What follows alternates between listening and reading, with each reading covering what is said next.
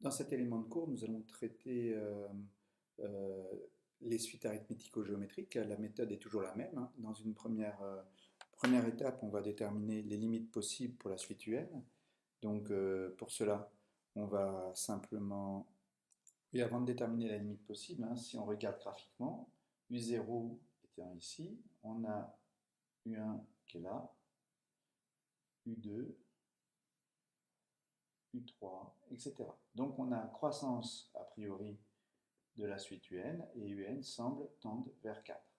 On va étudier la différence entre U0 et U4. Alors pour déterminer ce 4, on dit si UN tend vers L, appartenant à grand R, alors UN plus 1 va tendre aussi vers L, mais UN plus 1 c'est aussi 3 quarts de UN plus 1. Et ça tend vers 3 quarts de L plus 1. Donc, L égale 3 quarts de L plus 1. On résout cette équation, donc c'est extrêmement simple et on arrive à terme à L égale 4. Et donc ensuite, on pose Vn est la différence entre UN et 4, entre les termes UN et la limite possible ou plausible de UN. Donc, on montre ensuite que c'est une suite géométrique. Là, c'est toujours la même méthode, hein. On part de Vn plus 1, Un plus 1 moins 4. Un plus 1, c'est 3 quarts du Un plus 1 moins 4. Donc, plus 1 moins 4 moins 3. Je peux factoriser par moins 3 quarts de Un moins 4. Effectivement, si je développe, hein, ça me fera bien moins 3. Alors là, ah oui, pardon, par 3 quarts. Donc ça fera bien moins 3, effectivement. Et là, je reconnais Vn.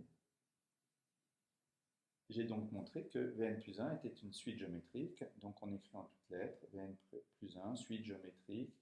La raison, on écrit en toutes lettres la raison et 3 quarts. Et le premier terme, V0, est égal à U0 moins 4, c'est-à-dire moins 4.